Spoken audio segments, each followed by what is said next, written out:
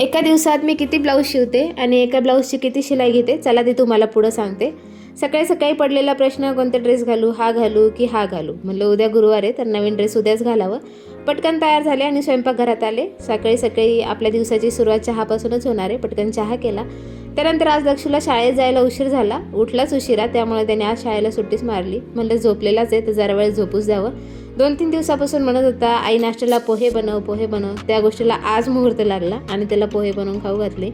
तसं रोज एवढा वेळ मिळत नाही त्याला जेवण्यासाठी, पण मग आज शाळेला सुट्टीच मारली ती तर जेवायला घेतलं। सकाळी सकाळी अशी आईस्क्रीमची दुकान मांडून बसला, खेळता खेळता जेवला।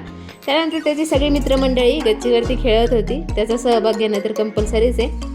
त्यानंतर त्याला घरी आणलं आणि मी ब्लाऊज शिवायला बसले। तर मी 1 ते 1.5 तासामध्ये एक ब्लाऊज शिवते आणि एका ब्लाऊजची शिलाई 150 रुपये सध्या घेते। आता बघू ते रेट वाढवायचं की नाही तर। त्यानंतर ब्लाऊज शिवत असताना मध्येच मावशी आल्या, त्यांनी तर सरप्राईजच दिलं, काही फोन आलाच नव्हता, अचानक आल्या। त्यानंतर त्यांना परत यायला वेळ मिळणार का नाही त्या कारणामुळे त्यांना आजच हळदी कुंकू दिलं। तसं संध्याकाळ झालेली होती, त्यांना बाहेर जायचं होतं तर आम्ही त्यांच्या मागे लागलो की आम्हालाही थोडंसं बाहेर येऊ द्या। बाहेर गेल्याच्या नंतर पाणीपुरी अशी खाणं कंपल्सरीच आहे आणि एक ब्लाऊज शिवायचं जर म्हणलं तर इतका सगळा पसारा होता। तर आज मी 2 ब्लाऊज शिवले होते, तो खूप सारा पसारा झाला होता। माझा दक्षू पण मध्ये मध्ये लुडबुड करत मला आवरायला मदत करत होता। दिवसभर माझ्या आजूबाजूलाच फिरत असतो आणि मी जे काम करतो त्याला ते करायचंच असतं।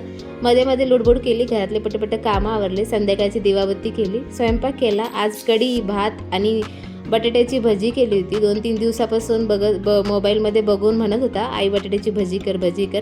पटकन जेवायला घेतलं। व्हिडिओ कसा वाटला, आवडला असेल तर लाईक करा, शेअर करा, सबस्क्राईब करा। भेटूया नवीन व्हिडिओमध्ये, तोपर्यंत